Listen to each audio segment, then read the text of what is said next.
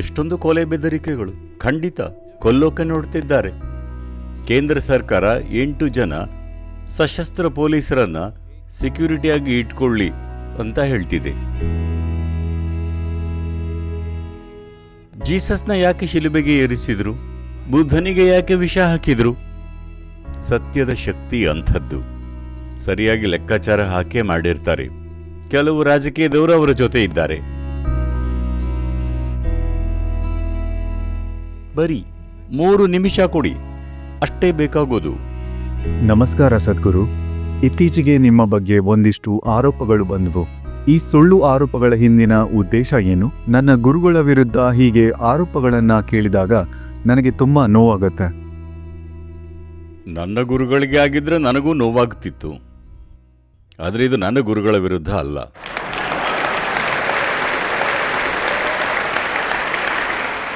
ಹಾಗಾಗಿ ನೋಡಿ, ಸಂಸ್ಥೆ ಬೆಳೆದಂತೆಲ್ಲ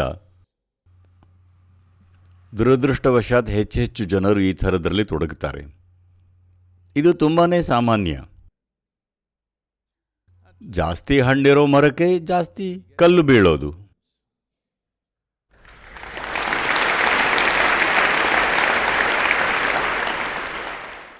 ಹಣ್ಣಿಲ್ಲದ ಮರವಾದರೆ ಅದಕ್ಕೆ ಯಾರು ಕಲ್ಲು ಹೊಡಿತಾರೆ?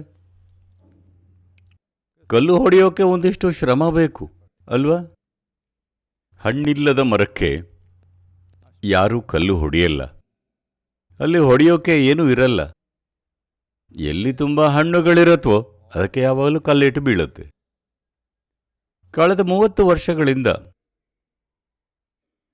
ಬಹುತೇಕ ಒಂದು ದಿನಾನೂ ಬಿಡದಂತೆ ಈ ಥರದ್ದು ಏನೋ ಒಂದು ಹ್ಯಾಂಡಲ್ ಮಾಡೋಕ್ಕಿರುತ್ತೆ. ಯಾವಾಗಲೂ ಇರುತ್ತೆ. ಒಬ್ಬ ಮನುಷ್ಯನ ಮೇಲೆ ಯಾವುದೆಲ್ಲ ಆರೋಪ ಮಾಡಬಹುದು, ಮಾಡೋಕೆ ಸಾಧ್ಯವಾಗೋ ಸಾಧ್ಯವಾಗದ ಎಲ್ಲ ಥರದ್ದು ಇವೆಲ್ಲ ನಡೀತಾ ಇರತ್ವೆ. ಆದರೆ ನೋಡಿ, ನನ್ನ ಸಮಸ್ಯೆ ಏನಂದರೆ, ನಾಯಿಗೆ ಬೊಗಳೋದು ಇಷ್ಟ. ಆದರೆ ಬೊಗಳೋ ನಾಯಿನ ಸರಿಯಾದ ರೀತಿಯಲ್ಲಿ ನಿರ್ವಹಿಸದಿದ್ರೆ ಒಂದು ದಿನ ಕಚ್ಚುತ್ತೆ. ನಮಗೆ ಕಚ್ಚಿಸ್ಕೊಳ್ಳೋದು ಬೇಕಿಲ್ಲ.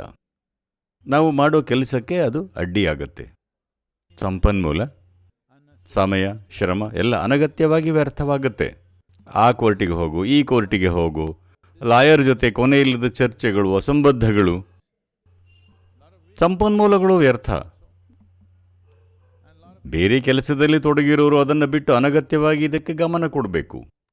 ದುರದೃಷ್ಟವಶಾತ್ ಸಾಕಷ್ಟು ಜನರು ಇದೀಗ ಎಲ್ಲ ಕಡೆ ಆಗುತ್ತಿದೆ. ಆದರೆ ಭಾರತದ ಬಗ್ಗೆ ಹೇಳೋದಾದರೆ ಅನೇಕ ಜನರು ಇದರಲ್ಲೇ ತೊಡಗಿದ್ದಾರೆ. ಇನ್ನೊಬ್ಬರನ್ನ ಕೆಳಗೆ ಎಳೆಯೋದು ಹೇಗೆ ಅನ್ನೋದೇ ಅವರ ವೃತ್ತಿಯಾಗಿದೆ. ಬರೀ ಅದರ ಬಗ್ಗೆನೇ ಅವರಿಗದು ಪೂರ್ಣಾವಧಿ ಕೆಲಸ. ಎಲ್ಲ ಥರದ ಆರೋಪಗಳು. ನಾನು 10,000 ಎಕರೆಯಷ್ಟು ದಟ್ಟ ಕಾಡನ್ನು ಕಬಳಿಸಿದ್ದೀನಿ ಅಂತ. ಕೊನೆ ಪಕ್ಷ ಅಷ್ಟು ಜಾಗ ಕೊಟ್ಟು ಆಮೇಲೆ ಆರೋಪ ಮಾಡಿದರೆ ಪರವಾಗಿರಲಿಲ್ಲ. ಕೊನೆ ಪಕ್ಷ 10,000 ಎಕರೆ ಜಾಗ ಕೊಟ್ಟು ಆಮೇಲೆ ಆರೋಪ ಮಾಡಿದರೆ ಪರವಾಗಿಲ್ಲ. ಇಲ್ಲ, 1 ಇಂಚು ಕೊಟ್ಟಿಲ್ಲ. ಇದನ್ನು ನೆನ್ಪಿಟ್ಕೊಳ್ಳಿ. ಈಶಾ ಸಂಸ್ಥೆ ಈ ದೇಶದಲ್ಲಿ ಎಲ್ಲೂ ಕೂಡ ಸರ್ಕಾರದಿಂದ 1 ಇಂಚು ಜಾಗನೂ ಪಡೆದಿಲ್ಲ.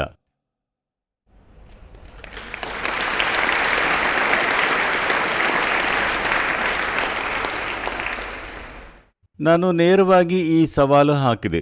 ನೀವ್ಯಾರಾದರೂ ಬನ್ನಿ, ಎಲ್ಲ ಸೌಕರ್ಯ ಕೊಡ್ತೀವಿ, ಇಲ್ಲೇ ಉಳ್ಕೊಳ್ಳಿ, ಊಟನೂ ಕೊಡ್ತೀವಿ, ಇಲ್ಲೆಲ್ಲ ಓಡಾಡಿ ನೋಡಿ. 1 ಇಂಚು, 1 ಎಕರೆನೂ ಅಲ್ಲ, 1 ಇಂಚು ಜಾಗ ಕಬಳಿಸಿದ್ದು ಕಂಡ್ರು ನನ್ನನ್ನು ನೀವು ಯಾವತ್ತೂ ನೋಡಲ್ಲ. ಹೊರಟು ಹೋಗ್ತೀನಿ. ನಾನು ಕಾಣಿಸೋದೂ ಇಲ್ಲ, ನನ್ನ ಮಾತು ಕೇಳಲ್ಲ. ಅಲ್ಲಿಗೆ ಮುಗೀತು. ಆದರೆ ಅವರು ಬರಲ್ಲ. ಅವ್ರಿಗೆ ಗೊತ್ತು ನಿಜ ಅಲ್ಲ ಅಂತ. ಅವ್ರಿಗೆ ಗೊತ್ತು. ನೋಡಿ, ಇನ್ನೂ ಹಾಸ್ಯಾಸ್ಪದ ಸಂಗತಿನ ಹೇಳ್ತೀನಿ. ಒಂದು ಅಭಿಯಾನ ಮಾಡಿದ್ರು, ನಾನು ಜನರ ಕಿಡ್ನಿ ಕದೀತೀನಿ ಅಂತ. ನಗಬೇಡಿ, ಇದು ನಗೋ ವಿಷಯ ಅಲ್ಲ. ನೀವಿಲ್ಲಿಗೆ ಬಂದ್ರಿ, 7 ತಿಂಗಳು ಇದ್ರಿ, ಒಂದ್ಸಲ ಚೆಕ್ ಮಾಡಿಸಿ, 1 ಕಿಡ್ನಿ ಉಳಿದಿರಬಹುದು. ಜನರನ್ನ ವಶೀಕರಣ ಮಾಡಿ ಕಿಡ್ನಿ ಕದೀತಿದ್ದೀನಂತೆ. ಅಷ್ಟೆಲ್ಲ ಕಿಡ್ನಿ ಏನು ಮಾಡ್ತೀನಿ, ಅದನ್ನು ರಫ್ತು ಮಾಡ್ತೀನಂತೆ. ಅಮೆರಿಕ, ಅರಬ್ ದೇಶಗಳಲ್ಲಿ ಕೊರತೆ ಇದೆ, ಅದಕ್ಕೆ ನಾನು ಅಲ್ಲಿಗೆ ಕಳಿಸ್ತೀನಂತೆ. ಇವೆಲ್ಲ ಮ್ಯಾಗಝೀನಲ್ಲಿ ಪ್ರಿಂಟ್ ಆಗಿದೆ. ಒಬ್ಬ ವರದಿಗಾರ ಕೇಳ್ದ, ಇದು ನಿಜಾನಾ, ನೀವು ಕಿಡ್ನಿ ಕದ್ದು ಅಮೆರಿಕಾಗೆ ಕಳಿಸ್ತೀರಂತೆ ಅಂತ. ನಾನಂದೇ ರಫ್ತು ಮಾಡಬಹುದಿತ್ತು, ಆದರೆ ಅದನ್ನೆಲ್ಲ ನಾನೇ ತಿಂತಿದ್ದೀನಿ, ನನಗೆ ಸಾಕಾಗ್ತಿಲ್ಲ ಅಂತ.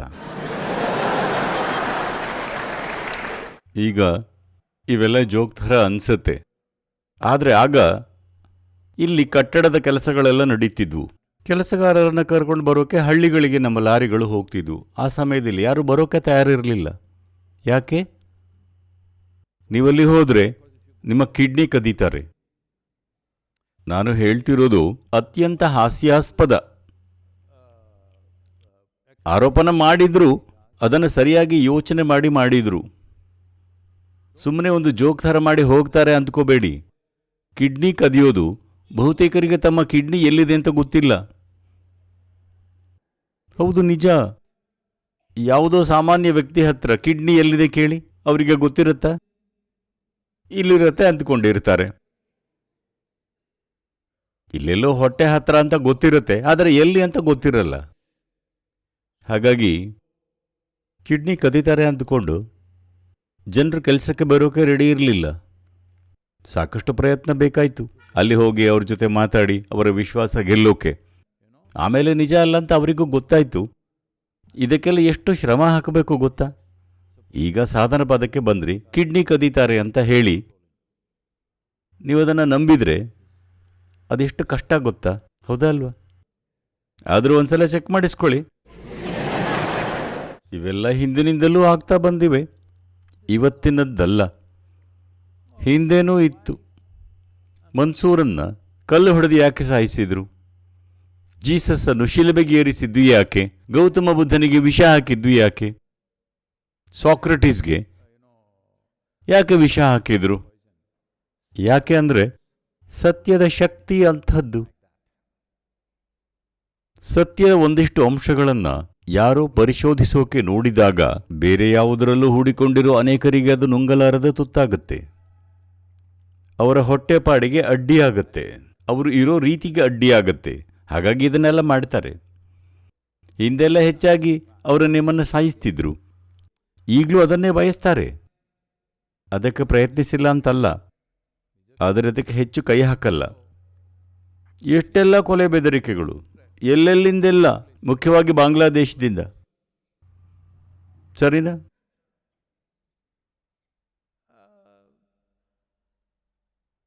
ಜನರು ಹೇಳ್ತಿರ್ತಾರೆ, ಕೇಂದ್ರ ಸರ್ಕಾರ ಕೂಡ ಹೇಳ್ತಿದೆ, ರಾಷ್ಟ್ರೀಯ ಆಸ್ತಿಯ ಪಟ್ಟಿಯ ಮೊದಲ 600ರಲ್ಲಿ ನೀವು ಇದ್ದೀರಿ, ಕೊನೆ ಪಕ್ಷ 8 ಜನ ಸಶಸ್ತ್ರ ಪೊಲೀಸರು ನಿಮ್ಮ ಸೆಕ್ಯೂರಿಟಿಗೆ ಇರಬೇಕು ಅಂತ. ಆದರೆ 24 ಗಂಟೆನೂ ಪೊಲೀಸರನ್ನು ಆಶ್ರಮದಲ್ಲಿ ಇಟ್ಕೋಬೇಕು. ನಾನು ಎಲ್ಲೇ ನಿಂತರೂ ಕೂತರೂ ಅವರಿರ್ತಾರೆ. ನಾನು ಇಲ್ಲಿ ಇದ್ದರೆ ಅಲ್ಲಿ 4, ಇಲ್ಲಿ 4 ಇರ್ತಾರೆ. ನನಗೆ ಹಾಗೆ ಬದುಕೋಕೆ ಇಷ್ಟ ಇಲ್ಲ. ಅವರು ಅಷ್ಟು ಬಲವಾಗಿ ಪ್ರಯತ್ನ ಮಾಡ್ತಿದ್ರೆ ಸರಿ, ನೋಡೋಣ. ನಾವು ಜಾಗ್ರತೆಯಿಂದಿದ್ದೀವಿ, ಆದರೆ ನಮಗೆ ಈ ಸೆಕ್ಯೂರಿಟಿ ಎಲ್ಲ ಬೇಡ. ನಾವು ಹೋದಲ್ಲೆಲ್ಲ ಬರೀ ಪೊಲೀಸ್ ಅಂದರೆ ನಮಗೆ ಹಾಗಿರೋಕೆ ಇಷ್ಟ ಇಲ್ಲ. ಹಾಗಿದ್ರೆ ರಿಸ್ಕ್ ಇಲ್ವಾ? ರಿಸ್ಕ್ ಇದೆ, ಅದನ್ನು ಹಲವಾರು ರೀತಿಯಲ್ಲಿ ನಿರ್ವಹಿಸ್ತಿದ್ದೀವಿ. ಆದರೆ ರಿಸ್ಕ್ ಇದೆ. ಒಂದು ವಿಷಯ ಅರ್ಥ ಮಾಡ್ಕೊಳ್ಳಿ, ಮಾನವ ಇತಿಹಾಸದಲ್ಲಿ ಹಿಂದೇನು ಅನೇಕ ಮಹಾನ್ ಚೇತನಗಳು ಬಂದು ಹೋಗಿದ್ದಾರೆ. ಅವರು ಬರೀ ಸ್ಥಳೀಯವಾಗಿ ಬದಲಾವಣೆ ತಂದರು, ತಮ್ಮ ಪ್ರದೇಶದಲ್ಲಿ ಒಂದಿಷ್ಟು ರೂಪಾಂತರಣೆ ತಂದರು, ಬರೀ ಅಷ್ಟಕ್ಕೆ ಕೊಲ್ಲಲ್ಪಟ್ಟರು. ಯಾಕಂದರೆ ಆ ಕಾಲದಲ್ಲಿ ಕೊಲ್ಲೋದು ಸುಲಭ ಆಗಿತ್ತು.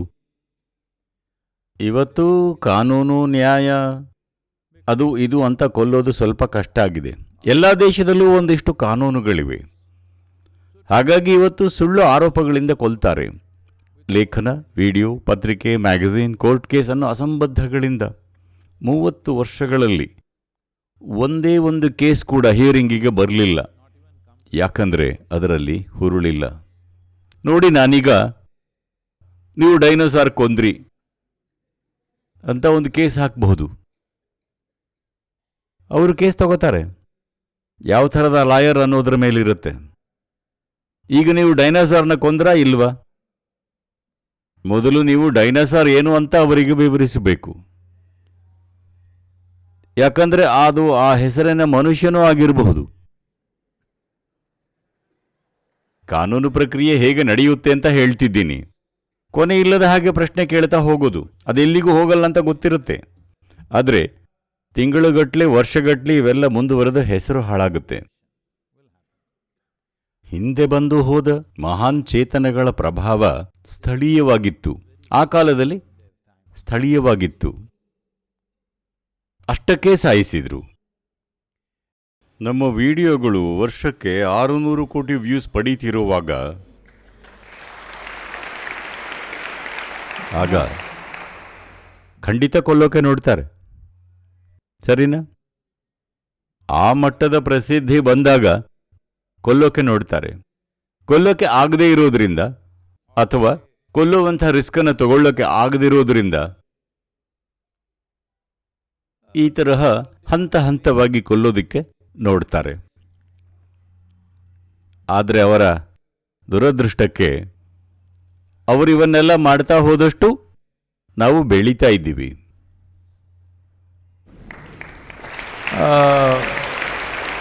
ಮೂಲಭೂತವಾಗಿ ಈ ಬೆಳವಣಿಗೆಗೆ ಬಲ ಸಿಕ್ಕಿರೋದು ಅವರ ಕೈಯಲ್ಲಿ ಮಣಿಸೋಕ್ಕಾಗದ ಒಂದು ಸಂಗತಿಯಿಂದ. ಅಲ್ಲದೆ ಬಹಳ ಹುಷಾರಾಗಿ ಇದೆಲ್ಲ ನಿರ್ವಹಿಸ್ತಿದ್ದೀವಿ. ಸಾಕಷ್ಟು ನಿರ್ವಹಣೆ. ಎಲ್ಲರೂ ಹೀಗೆ ಧ್ಯಾನ ಮಾಡ್ತಾ ಇದ್ದಾರೆ ಅನ್ನಿಸಬಹುದು. ಇಲ್ಲ, ಇಲ್ಲಿ ಸುಮಾರು ಜನರು ಕಾನೂನಿನ ಅಂಶಗಳಿಗೆ, ಸಾಮಾಜಿಕ ವಿಷಯಗಳಿಗೆ ತೀವ್ರವಾದ ಗಮನ ಕೊಡ್ತಿರ್ತಾರೆ. ನಾನು ಸಹ ನಿರಂತರ ಗಮನಿಸ್ತಿರ್ತೀನಿ. ಇನ್ನೂ ಹೆಚ್ಚು ಜನರು ಇದರ ವಿರುದ್ಧ ಎದ್ದು ನಿಲ್ಲಬೇಕು. ನನಗಾಗಿ ಅಲ್ಲ, ನನಗೇನಾಗುತ್ತೆ ಅನ್ನೋ ಚಿಂತೆ ನನಗಿಲ್ಲ. ಮುಖ್ಯವಾದ ವಿಷಯ ಅಂದ್ರೆ ಜಗತ್ತಿಗೆ ಪರಿಹಾರವಾಗಿರುವ ಸಂಗತಿ ಮನುಷ್ಯರ ಒಳಿತಿನ ಬಗ್ಗೆ ಕಾಳಜಿ ಇಲ್ಲದವರ ಕಾರಣದಿಂದ ಹಾಳಾಗಬಾರದು. ಹಣ ಸಂಪಾದನೆಗಾಗಿ ಮಾಡ್ತಿದ್ದಾರೆ. ಸಂಪಾದನೆಗಾಗಿ ಹುಡುಕೊಂಡಿರೋ ಎಂಥ ಅಸಹ್ಯ ದಾರಿ ಇದು. ತಮ್ಮ ಮ್ಯಾಗಝೀನ್ನಲ್ಲಿ ನನ್ನ ಫೋಟೋ ಹಾಕಿದರೆ ಚೆನ್ನಾಗಿ ವ್ಯಾಪಾರ ಆಗತ್ತೆ ಅಂತ ಗೊತ್ತು. ಹಾಗಾಗಿ ಪ್ರತಿ 3 ಅಥವಾ 4 ತಿಂಗಳಿಗೆ ಏನೋ ಬರೀತಾರೆ, ಹೊಸ ಸ್ಕ್ಯಾಂಡಲ್. ಹೀಗೆ ನಡೀತಿದೆ. ಎಷ್ಟು ಅಂದರೆ ಕಳೆದ ಕೆಲವು ತಿಂಗಳಲ್ಲಿ, ಯಾಕಂದರೆ ಈ ಸಲ ಮುಗಿಸಿಬಿಡಬೇಕು ಅಂದುಕೊಂಡ್ರು, ಕಳೆದ 4-5 ತಿಂಗಳಲ್ಲಿ ನಾನು ದೈಹಿಕವಾಗಿ ಸ್ವಲ್ಪ ಕುಗ್ಗಿದ್ರಿಂದ ಇದೇ ಸಮಯ ಅವರು ಇಲ್ಲಿಲ್ಲ, ಈಶಾ ಸಂಸ್ಥೆನ ಮುಗಿಸಿಬಿಡಬೇಕು ಅಂದುಕೊಂಡ್ರು. ಏನಂದರೆ ಸುಮಾರು 18ರಿಂದ 20 ಈಶಾ ಹೋಮ್ ಸ್ಕೂಲ್ ಮಕ್ಕಳ ಪೋಷಕರಿಗೆ ಬೇರೆ ಬೇರೆಯವರಿಂದ ಫೋನ್ ಬಂದಿದೆ. ನಿಮ್ಮ ಮಗುಗೆ ಏನೆಲ್ಲ ಆಯಿತು ಅಂತ ಹೇಳಿ. ಯಾಕೆ ಏನೂ ಆಗಿಲ್ಲ, ಮಕ್ಕಳು ಅಲ್ಲಿರೋ ರೀತಿ ಬಗ್ಗೆ ನಮಗೆ ಸಂತೋಷ ಇದೆ. ಏನಿದು ಅಂದರೆ, ಇಲ್ಲ, ನೀವು ಒಂದ್ಸಲ ಮಕ್ಕಳನ್ನು ಕೇಳಿ, ಅವರ ರೇಪ್ ಆಗಿದೆ, ಈ ಥರ. ಇಲ್ಲಿಗೆ ಬಂದು ಹೋದ ಯುವತಿಯರಲ್ಲಿ ಯಾರದ್ದೆಲ್ಲ ಇಮೇಲ್ ಸಿಕ್ಕಿದೆಯೋ ಅವರನ್ನು ಸಂಪರ್ಕಿಸಿದ್ದಾರೆ. ಅದು ಸಹ ಅವರು ನಮ್ಮ ಹತ್ರ ಹೇಳಿದ್ದಕ್ಕೆ ಗೊತ್ತಾಗಿದೆ. ಅನೇಕರ ಹತ್ರ ಕೇಳಿರಬಹುದು. ಸುಮಾರು 36 ಹೆಣ್ಣುಮಕ್ಕಳ ಹತ್ರ ಕೇಳಿದ್ದಾರೆ. ನಿಮ್ಮ ರೇಪ್ ಆಗಿದೆ ಅಂತ ಹೇಳಿ ಸಾಕು, ಸದ್ಗುರು ಜೊತೆ ಏನೋ ಆಯ್ತು ಅಂತ ಹೇಳಿ ಸಾಕು. ಅಷ್ಟು ಹೇಳಿ, ಹೇಗಿದ್ರೂ ನೀವು ಬೇರೆ ದೇಶದಲ್ಲಿದ್ದೀರಿ, ನೀವಿಲ್ಲಿ ಕೋರ್ಟಿಗೆ ಬರಬೇಕಾಗಿಲ್ಲ, ನೀವೇನೂ ಮಾಡಬೇಕಿಲ್ಲ, ಹೇಳಿದ್ರೆ ಸಾಕು, ಉಳಿದಿದ್ದು ನೋಡ್ಕೋತೀವಿ ಅಂತ. ನೇರವಾಗಿ ನಮ್ಮ ಹತ್ರ ಬಂದು ಹೇಳ್ಕೊಂಡವರದ್ದು ಮಾತ್ರ ಗೊತ್ತಾಗಿದೆ. ಈ ಥರ ಇನ್ನೂ ಎಷ್ಟು ಜನರನ್ನು ಸಂಪರ್ಕಿಸಿದ್ದಾರೋ ಗೊತ್ತಿಲ್ಲ. ನಾವು ಬೇರೆಯೇ ರೀತಿಯ ಒಂದು ಜಗತ್ತಲ್ಲಿ ಬದುಕುತ್ತಿದ್ದೀವಿ. ಆದರೆ ಇದನ್ನೆಲ್ಲ ಸರಿಯಾಗಿ ಹ್ಯಾಂಡಲ್ ಮಾಡದಿದ್ದರೆ ನಿಮ್ಮನ್ನು ಮುಗಿಸಿ ಬಿಡ್ತಾರೆ. ಅವರ ಹತ್ರ ಆ ಸಾಮರ್ಥ್ಯ ಇಲ್ಲ ಅಂತಲ್ಲ, ದುರದೃಷ್ಟವಶಾತ್ ಒಂದಿಷ್ಟು ರಾಜಕೀಯದವರು ಅವರ ಜೊತೆ ಇದ್ದಾರೆ. ಇದನ್ನು ಅರ್ಥ ಮಾಡಿಕೊಳ್ಳಿ. ನಾವು ಜಗತ್ತಲ್ಲಿ ಇಷ್ಟು ದೊಡ್ಡ ಹೆಜ್ಜೆ ಗುರುತು ಮೂಡಿಸ್ತಿರುವಾಗ ರಾಜಕೀಯ ಬಲ ಇಲ್ಲದೆ, ನಮ್ಮ ಹತ್ರ ರಾಜಕೀಯ ಬಲ ಇಲ್ಲ, ದೊಡ್ಡ ಮಟ್ಟದ ಆರ್ಥಿಕ ಬಲ ಇಲ್ಲ. ಸ್ವಯಂ ಸೇವಕರು ಏನು ಕೊಡ್ತಾರೋ, ನಾವೇನನ್ನ ಪಡೀತಿದ್ದೀವೋ, ಬರೀ ಅದರಿಂದ ಎಲ್ಲವನ್ನೂ ನಡೆಸ್ತಿದ್ದೀವಿ. ಇದನ್ನೆಲ್ಲ ನಡೆಸೋಕೆ ನಾವು ಎಲ್ಲೋ 10,000 ಕೋಟಿ ಇಟ್ಕೊಂಡು ಕೂತಿಲ್ಲ. ಪರಿಣಿತರ ನೆರವು ಸಹ ಇಲ್ಲ. ಬಹುತೇಕ ಸ್ವಯಂ ಸೇವಕರೇ ಮಾಡ್ತಿರೋದು. ಅತ್ಯುತ್ತಮವಾಗಿ ಮಾಡ್ತಿದ್ದಾರೆ, ಅದಂತೂ ನಿಜ.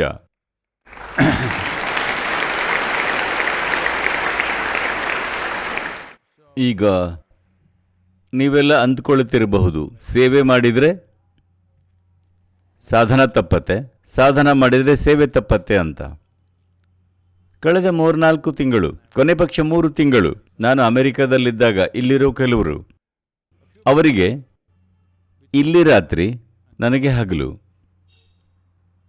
ರಾತ್ರಿ ಇಡೀ ಎಷ್ಟೊತ್ತಾದರೂ ಸರಿ ನನ್ನ ಜೊತೆ ಫೋನ್ನಲ್ಲಿ ಇರ್ತಿದ್ರು, ಇವುಗಳ ಬಗ್ಗೆ ಏನು ಮಾಡೋದು ಅಂತ. ನನಗೆ ರಾತ್ರಿ ಆದಾಗ ಅಮೆರಿಕದಲ್ಲಿ 2 ಗಂಟೆ 3 ಗಂಟೆಗೂ ನಾನು ಅವರ ಜೊತೆ ಫೋನ್ನಲ್ಲಿ ಇರ್ತಿದ್ದೆ. ನಿರ್ವಹಿಸಿ ನಿರ್ವಹಿಸಿ ನಿರ್ವಹಿಸಿ ಅಂತೂ ಇಂತೂ ಅವನ್ನೆಲ್ಲ ಹದ್ದುಬಸ್ತಿಗೆ ತಂದಾಯಿತು. ಆದರೆ ಇದಕ್ಕೆಲ್ಲ ಅನಗತ್ಯವಾಗಿ ಶ್ರಮ ಹಾಕಬೇಕು. ಏನೋ ಸಕಾರಾತ್ಮಕವಾದದ್ದಕ್ಕೆ ನೀವು ಅಷ್ಟು ಶ್ರಮ ಹಾಕಿದರೆ ಏನೆಲ್ಲ ಆಗ್ತಿತ್ತು. ದುರದೃಷ್ಟವಶಾತ್ ದಿನನಿತ್ಯ ಎಷ್ಟೆಲ್ಲ ಸಮಯ ಮತ್ತು ಶ್ರಮನ ಇದಕ್ಕೆ ಹಾಕಬೇಕು. ಪ್ರಸಿದ್ಧತೆನ ನೋಡಲಾರದೆ ಮಾಡ್ತಿರೋದು ಅಂತ ಗೊತ್ತು. ನೀವೆಲ್ಲ ಮುಂದೆ ನಿಂತು ಇದನ್ನೆಲ್ಲ ನಿಭಾಯಿಸಬೇಕು. 3 minutes. ನಾವು ಮಾಡ್ತಿರೋದು ಯೋಗ್ಯವಾದ್ದಲ್ಲ ಅಂತ ನಿಮಗೆ ಅನಿಸಿದರೆ ಬಿಟ್ಟುಬಿಡಿ. ಯಾವುದು ಯೋಗ್ಯವಾದ್ದು ಅಂದುಕೊಂಡಿದ್ದೀರೋ ಜಗತ್ತಲ್ಲಿ ನೀವು ಅದನ್ನು ವರ್ಧಿಸಲಿಲ್ಲ ಅಂದರೆ ಇದನ್ನು ಅರ್ಥ ಮಾಡ್ಕೊಳ್ಳಿ, ಕೆಡುಕಿನ ಮೂಲ ನೀವೇ ಆಗ್ತೀರಿ. ಅವರು ಅವರ ವ್ಯಾಪಾರ ಮಾಡ್ತಾರೆ, ನೀವು ಏನೂ ಮಾಡ್ತಿಲ್ಲ. ಹಲೋ, ಅವರು ಕೊನೆ ಪಕ್ಷ ತಮ್ಮ ವ್ಯಾಪಾರ ಮಾಡ್ತಿದ್ದಾರೆ, ಕೆಡುಕಿನ ವ್ಯಾಪಾರ. ಅದೇನೇ ಇರಲಿ, ನೀವು ಏನನ್ನೂ ಮಾಡ್ತಿಲ್ಲ. ಅದು ಮೂರ್ಖತನ ಅಲ್ವಾ? ಯಾವುದನ್ನ ಯೋಗ್ಯವಾದ್ದು ಅಂತ ನೋಡ್ತೀರೋ ಅದಕ್ಕೆ 3 ನಿಮಿಷ ಕೊಡಿ, ಅಷ್ಟೇ ಬೇಕಾಗೋದು. ಅದು ಆಗಲ್ವಾ? ನಾಳೆಯಿಂದ 1,000 ಹೆಚ್ಚುವರಿ ಟ್ವೀಟ್ ಆಗೋದನ್ನು ನಾನು ನೋಡಬೇಕು.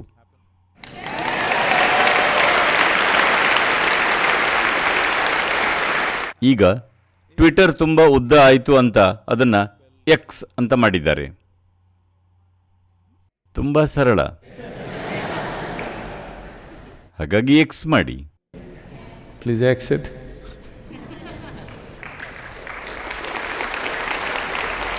ಈಗ ಪ್ರಶ್ನೆ ಇದ್ದಿದ್ದು ನಿಮ್ಮನ್ನು ನಿರ್ವಹಿಸೋದು ಹೇಗೆ ಅಂತ. ಅದು ಸರಳ. ನೀವು ಪೂರ್ತಿಯಾಗಿ ಸ್ಪಷ್ಟವಾಗಿದ್ದರೆ, ನೀವು ಮಾಡ್ತಿರೋದು ಸಕಾರಾತ್ಮಕವಾದ್ದು, ಎಲ್ಲರ ಒಳಿತಿಗಾಗಿ ಅಂತ, ಆಗ ಯಾರೇನು ಹೇಳ್ತಾರೆ ಅನ್ನೋದು ಮುಖ್ಯವಾಗಲ್ಲ. ನಿಮಗೆ ಸ್ಪಷ್ಟತೆ ಇಲ್ಲದಿದ್ದರೆ ಆಗ ಖಂಡಿತ ಬೇರೆಯವರ ಅಭಿಪ್ರಾಯಗಳು ನಿಮ್ಮನ್ನು ಹೊಯ್ದಾಡೋ ಹಾಗೆ ಮಾಡುತ್ತೆ. ನೋಡಿ, ನೀವೆಲ್ಲ ಈ ರೀತಿ ಇರಬೇಕು. ಎಲ್ಲರನ್ನೂ ಕೇಳಿಸ್ಕೋಬೇಕು. ಕತ್ತೆ ಮಾತಾಡಿದರೂ ಕೇಳಿಸ್ಕೋಬೇಕು, ಮಗು ಮಾತಾಡಿದರೂ ಕೇಳಿಸ್ಕೋಬೇಕು, ಯಾರೇ ಮಾತಾಡಿದರೂ ಕೇಳಿಸ್ಕೊಳ್ಳಿ. ಅದರರ್ಥ ನೀವು ಅದರಿಂದ ಪ್ರಭಾವಿತರಾಗಬೇಕು ಅಂತಲ್ಲ. ಹಲೋ, ನಾನು ಕೇರ್ ಮಾಡಲ್ಲ, ಕೇಳಿಸ್ಕೊಳ್ಳಲ್ಲ, ಇವನು ಮೂರ್ಖ, ಇವನ ಮಾತು ಕೇಳಲ್ಲ, ಇಲ್ಲ. ಒಬ್ಬ ಶತಮೂರ್ಖ ಮಾತಾಡಿದರೂ ಕೇಳಿಸ್ಕೊಳ್ಳಿ. Listen. ಯಾಕಂದರೆ ಒಬ್ಬ ಮೂರ್ಖನು ಒಂದು ಕ್ಷಣ ನಿಮ್ಮ ಇಡೀ ಜೀವನದಲ್ಲಿ ಅರ್ಥವಾಗಿರದ ಜಾಣ ಮಾತನ್ನು ಹೇಳಬಹುದು. ಹೌದು, ಕೇಳಿಸ್ಕೊಳ್ಳೋದನ್ನು ಕಲ್ತ್ಕೊಳ್ಳಿ. ಆದರೆ ಎಲ್ಲರ ಅಭಿಪ್ರಾಯಗಳನ್ನು ನಂಬಬೇಕು ಅಂತಿಲ್ಲ. ಎಲ್ಲರಿಗೂ ಅಭಿಪ್ರಾಯಗಳಿರುತ್ತವೆ, ವಿಷಯ ಅದಲ್ಲ. ನೀವು ಕೇಳಿಸ್ಕೊಳ್ಳಿ. ಆದರೆ ನಿಮ್ಮಲ್ಲಿ ಯಾವ ವಿವೇಚನೆ ಇರಬೇಕಂದ್ರೆ, ನಿಮ್ಮೊಳಗೆ ಏನೋ ಒಂದು ಇದು ಸತ್ಯ ಅಂತ ನೆಲೆಗೊಂಡಿದ್ರೆ, ಅಂದುಕೊಂಡಿರೋದಲ್ಲ, ನೀವು ಗಮನಿಸಿದ್ದು ಜೀವನದ ಸತ್ಯ ಇದು ಅಂತ, ಸರಳ ಸತ್ಯ ಇದು ಹೀಗೆ ಅಂತ. ನಾನಿಲ್ಲಿ ಕೂತ್ರೆ ಅಥವಾ ಯಾರೋ ನನ್ನ ಜೊತೆ ಕೂತ್ರೆ, ಮೊದಲನೇದಾಗಿ ಅವರು ಹಿತವಾಗಿದ್ದಾರೋ ಇಲ್ವೋ ನೋಡಿ.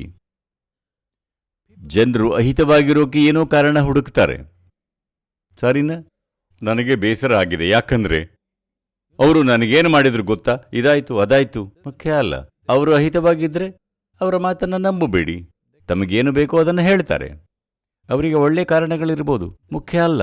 ಅವುಗಳನ್ನು ತಗೋಬೇಡಿ, ಬಿಟ್ಟುಬಿಡಿ.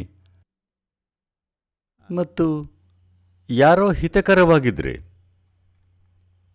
ಕುಡಿದು ಹಿತವಾಗಿರೋದಲ್ಲ, ಯಾರದ್ದೋ ತಲೆಯ ಮೇಲೆ ಕೂತ ಸಂಭ್ರಮದಲ್ಲಿ ಹಿತವಾಗಿರುವುದಲ್ಲ, ಇಲ್ಲ, ಸ್ವಭಾವತಃ ಹಿತವಾಗಿರೋದು. ಯಾರೋ ಸಂತೋಷವಾಗಿ ಶಾಂತವಾಗಿ ಕೂತಿದ್ರೆ ಅವರನ್ನು ಕೇಳಿಸ್ಕೊಳ್ಳಿ. ಅದಕ್ಕೆ ತುಂಬಾ ಬೆಲೆ ಇದೆ. ಯಾಕಂದರೆ ಈಗ ಇದೇ ಆಗಿರೋದು.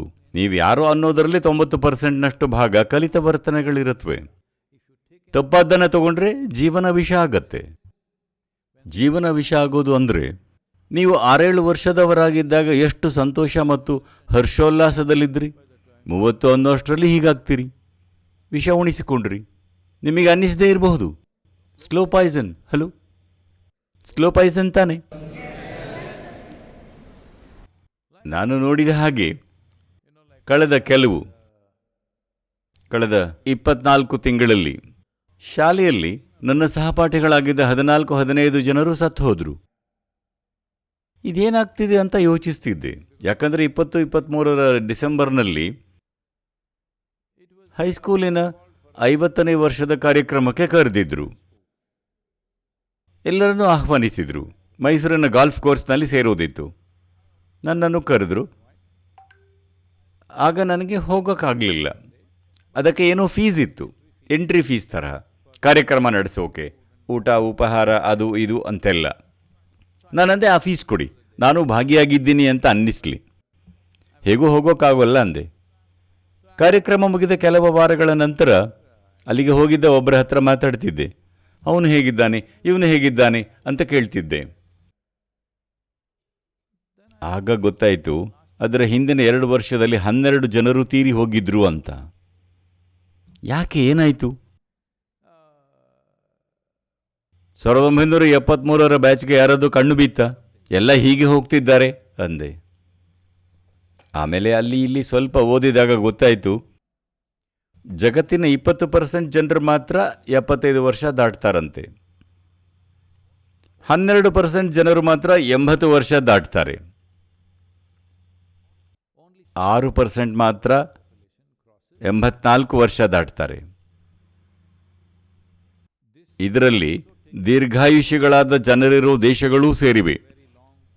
ಕೆಲವು ದೇಶಗಳಲ್ಲಿ 90-100 ವರ್ಷ ಬದುಕ್ತಾರಲ್ಲ, ಅವರನ್ನು ಸೇರಿಸಿ ಸರಾಸರಿ ಇಷ್ಟಿರೋದು.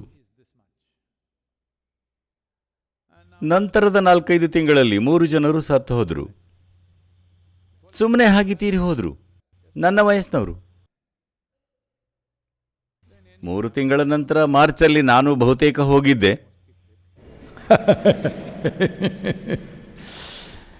ಕಾಳಜಿ ವಹಿಸದೇ ಆಗಿದ್ದು. ಆದರೆ ಬಿಡಿ, ಅದಾಯಿತು. ಇದನ್ನು ಯಾಕೆ ಹೇಳ್ತಿದ್ದೀನಿ ಅಂದರೆ, ಜೀವನದ ಸ್ವರೂಪ ಇದು. ಸಮಯ ಚುಟುಕಾಗಿರುತ್ತೆ. ಜೀವನಕ್ಕೆ ಪೂರಕವಾದ ಅಂಶಗಳೊಂದಿಗೆ ಎಷ್ಟಿರ್ತೀವಿ, ಜೀವನಕ್ಕೆ ಮಾರಕವಾದ ಅಂಶಗಳೊಂದಿಗೆ ಎಷ್ಟಿರ್ತೀವಿ. ಜನರು ಹೊಲಸನ್ನು ಎಸಿತಿರ್ತಾರೆ, ಅದು ಮುಖ್ಯ ಅಲ್ಲ. ನಾವದನ್ನು ಗೊಬ್ಬರ ಮಾಡ್ಕೋತೀವ, ಅಥವಾ ನಾವು ಹೊಲಸಾಗ್ತೀವ, ಅಥವಾ ಹೇಸಿಗೆಯಾಗಿ ಪರ್ವತಕ್ಕೆ ಓಡಿ ಹೋಗ್ತೀವ. ನಮಗಿರೋ ಆಯ್ಕೆಗಳಿವು. ನಿಮಗೆ ಈ ಕಥೆ ಹೇಳಬೇಕು. 1994ರಲ್ಲಿ ಈಶಾ ಯೋಗ ಕೇಂದ್ರ, ಈ ಭವ್ಯ ಕೇಂದ್ರ ಬರೀ 14 ಎಕರೆ ಜಾಗದಲ್ಲಿತ್ತು.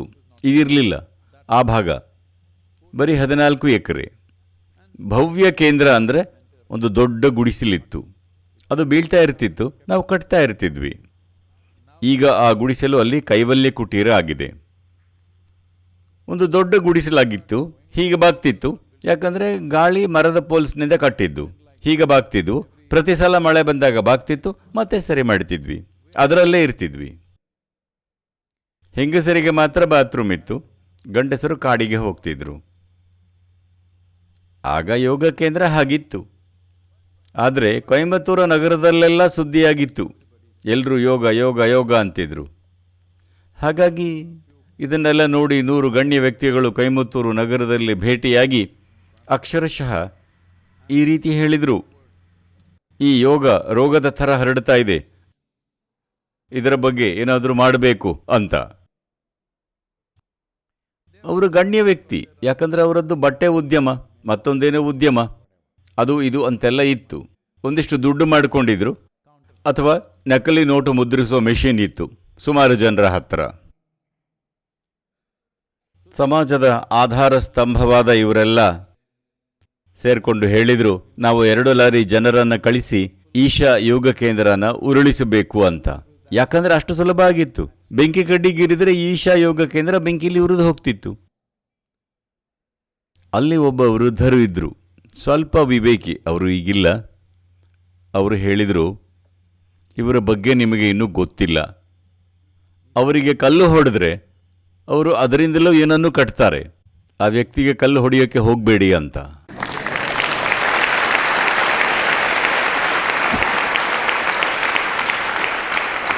So, ಅವರು ಮಾಡಿದ ಎಲ್ಲ ಆರೋಪಗಳನ್ನು ಇನ್ನಷ್ಟು ಪರಿಣಾಮಕಾರಿಯಾಗೋಕೆ ನಮ್ಮ ಜನರನ್ನ ಸಶಕ್ತರಾಗೋಕೆ ಬಳಸ್ಕೊಂಡಿದ್ದೀವಿ. ಯಾಕಂದ್ರೆ ಜನರು ಹೇಗಂದ್ರೆ ಯಾವುದೋ ವಿಪತ್ತು ಬರೋ ತನಕ ಸೋಮಾರಿಯಾಗಿರ್ತಾರೆ. ನೀವು ಹಾಗೇನಾ? ನೀವು ಅದನ್ನು ಬದಲಾಯಿಸಬೇಕು. ನೀವು ಸಕ್ರಿಯವಾಗೋಕೆ ವಿಪತ್ತು ಬರಬೇಕಿಲ್ಲ. ಎಲ್ಲ ಸರಿ ಇದ್ದಾಗಲೂ ಸಕ್ರಿಯರಾಗಿರಬೇಕು. ಆಗಲೇ ಅತ್ಯುತ್ತಮವಾದದ್ದಾಗೋದು. ಯುದ್ಧ ಬಂದ ಮೇಲೆ ಕಿಚ್ಚಿನಿಂದ ನಿಲ್ಲೋದಲ್ಲ. ಇಲ್ಲ, ಇವತ್ತು ಯುದ್ಧ ಅಂದರೆ ದೇಶಗಳ ನಡುವೆ, ಜನಾಂಗದ ನಡುವೆ ಆಗೋದು ಹೋಗಿದೆ. ಯುದ್ಧ ಬಂದಾಗ ದೇಶಕ್ಕಾಗಿ ಸಾಯೋಕೆ ಸಿದ್ಧರಾಗ್ತೀರಿ. ಇಲ್ಲ, ಅಷ್ಟೊಂದು ಮುಖ್ಯವಾಗಿದ್ರೆ ಯುದ್ಧ ಇಲ್ಲದಿದ್ದಾಗಲೂ ದೇಶಕ್ಕಾಗಿ ಬದುಕಬೇಕು ಅಲ್ವಾ?